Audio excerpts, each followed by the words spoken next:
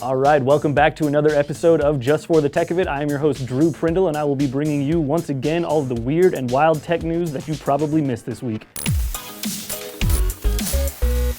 All right, let's start off with the epic battle of nerds versus terrorists. So earlier this week, a computer science student from Jordan actually unveiled a machine learning system that can reveal the identity of terrorists just by analyzing images of their fingers. All right, so let me explain this a bit. So apparently, after a terrorist does something terrible, like chop off someone's head or blow up a school, it is apparently a common practice to throw up a V for victory sign and have one of your buddies snap a picture. But of course, because doing this would potentially expose their identity, most terrorists tend to cover their faces with scarves or masks before they pose for the pic, which makes identifying them pretty difficult. But not for long! We're coming for you, terrorists!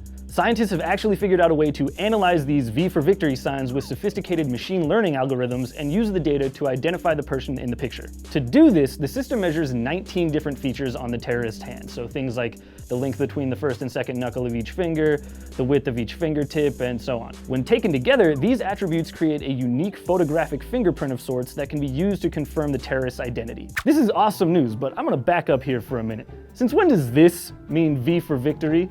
That's a peace sign, asshole. I know hijacking stuff is kind of your thing or whatever, but you can't hijack the peace sign and make it a thing that you do after you decapitate somebody. That's ridiculous and I won't stand for it. If you get to do that, then I get to do this, terrorist. I get to do this and say it's an L for love. Mwah. All right, moving on. Let's talk about pigeons versus pollution.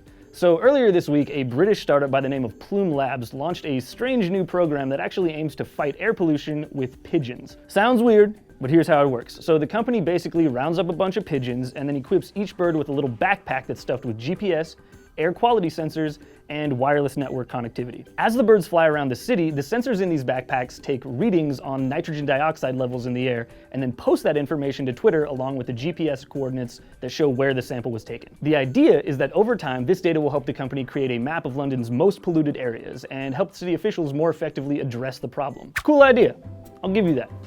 But there's gotta be a better way to get this kind of data. Pigeons? Seriously, you're still using pigeons to send and receive information? It's like you live in a weird medieval fairy tale. Kings, queens, carrier pigeons, princes. You have wizards and dragons too? All right, last but not least, let's talk about bacteria versus plastic. So in a huge, groundbreaking, and potentially revolutionary paper that was published this week in the journal Science, Japanese biologists announced that they have actually discovered a new strain of bacteria that can eat and metabolize plastic. Through some sort of evolutionary miracle, the bacterium, which is named something that I can't pronounce, Ideonella saccharinaceus, is able to break down and digest the chemical that I also can't pronounce, polyethylene terephthalate, which is found in everything. Everything from plastic bottles to polyester clothing to even those blister packs that you can't open unless you have a jackhammer. This is fantastic news because it means that in the not so distant future, we'll very likely be able to use this bacteria for industrial purposes and potentially even use it to break down plastic and create energy. It seems to me that there is a strain of bacteria that can eat pretty much anything. We just gotta find it.